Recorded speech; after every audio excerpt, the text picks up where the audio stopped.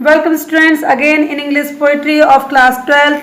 Today the topic is Elegy in a Country Churchyard and it is composed by Thomas Gray. बच्चों ये कविता एक elegy है, मतलब एक विलाप गीत है जो कि कवि लिखते हैं उन व्यक्तियों के लिए जो कि कब्र में दबे हुए हैं और उनको कोई जानता नहीं है. Now start the poetry. The curfew tolls the knell of parting day.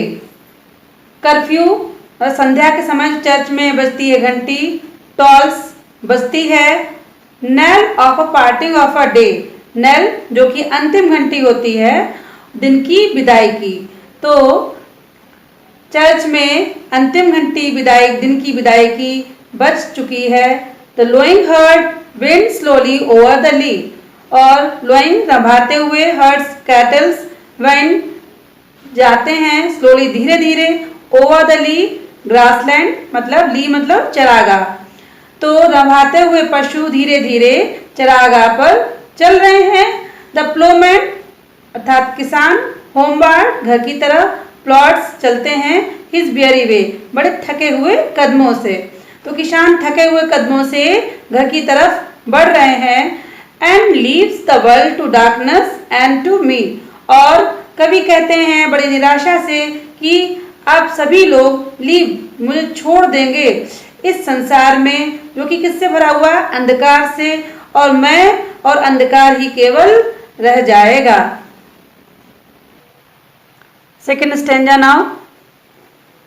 Beneath those rugged elms, beneath के नीचे, those उन rugged elms ऊबड़ खाबड़ elm चिरावेल के पेड़ के नीचे, that you trees said और सदाबहार वृक्ष की छाया में, where heaps the turf in many a moldering heap, जहाँ पर where मतलब जहाँ पर heaps उभर आती हैं, the turf घास in many a moldering heap जो नष्ट होती हुई जो ढेर हैं वो उन पर कुछ कुछ घास उग आई है. Each in his narrow cell for ever laid, मतलब अपनी नैरो सेल कब्र में फॉर एवर हमेशा के लिए लेटे हुए हैं हर व्यक्ति. द रूड फोर फादर्स जो क्या है, जो हमारे सीधे साधे, रूड यहाँ पर है सीधे साधे, हमारे फोर फादर्स हमारे पूर्वज ऑफ द हैमलेट इस छोटे से गांव के स्लीप सो रहे हैं. अर्थात कवि विलाप करता है उन अननोन लोगों के लिए जो कि कब्र में दफनाए जा चुके हैं. थर्ड स्टेंजा में कवि विलाप करते हुए कहते हैं the breezy call of incense breathing mourn.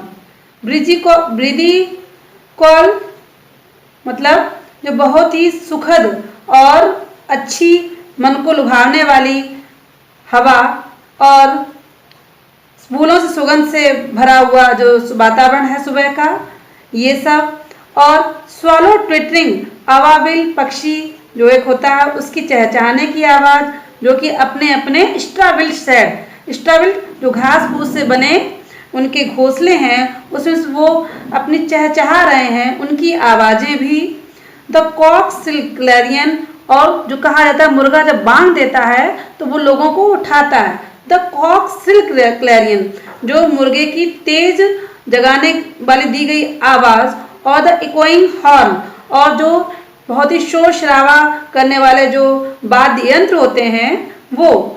तो वो ये सब चीज़ें मिलकर भी नो मोर शैल राउज देम, अब उनको नहीं उठा पाएंगी फ्रॉम देयर लोली बेड्स, उनके बिस्तर से जो वो हमेशा हमेशा के जिस बिस्तर पे सो गए हैं उस बेड से अब उनको कभी भी राउज उठा नहीं पाएंगी.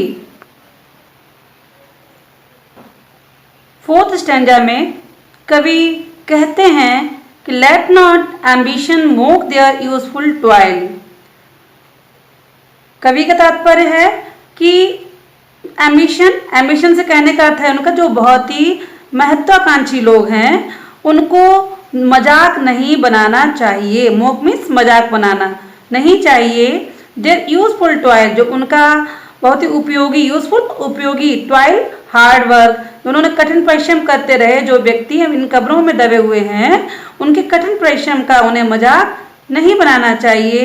देयर होमली जॉयज, और उनके आनंद करने के तरीके थे कैसे थे, बिल्कुल साधारण, होमली साधारण थे। एंड डेस्टिनी ऑब्सक्योर, और उनका भाग्य भी कैसा था, ऑब्सक्योर था। ऑब्सक्योर अपरिचित, जो प्रसिद्ध नहीं हो पाए। फिर कभी कहता है nor grandeur hear the disdain with a disdainful smile. फिर कहने का अर्थ है कि जो बड़े लोग हैं, ग्रैंडर मतलब यहाँ पे बहुत ही शानदार, बहुत बड़े आदमी जो लोग हैं, हियर विद डिस्डेनफुल स्माइल, उनके लिए वो घृणापूर्वक हंसी को न हंसें। The short and simple annals of the poor, short में छोटी, सिंपल में साधारण, एनाल्स मतलब लेख और वर्णन, ऑफ द पुअर इन गरीब लोगों की। कवि कहना चाहते हैं कि जब बड़े आदमी इन आदमियों को साधारण कार्य को सुने तो उनको तुच्छ मानकर उनकी हंसी नहीं बनाएं। अपनी कविता का सार देते हुए 5th स्टैंजा में कवि कहते हैं बोस्ट ऑफ हेराल्ड्री, मतलब बड़े और बहुत ही उच्च कुल में पैदा होने का गर्व। And the pomp and power, शक्तिशाली व्यक्तियों का बहुत ज्यादा दिखावा है। Awaits and all that beauty, मतलब हर प्रकार की सुंदरता।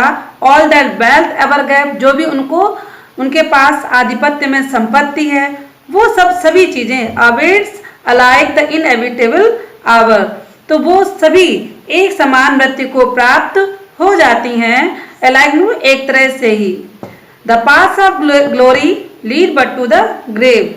कवि फिर कहते हैं कि जो व्यक्ति इस संसार में जन्म लेता है वो उसका अंत निश्चित है, और समस्त महानता, सुंदरता का धन का अंत मृत्यु ही है। इसलिए हमें कभी भी किसी प्रकार की सेखी नहीं बगाड़नी चाहिए।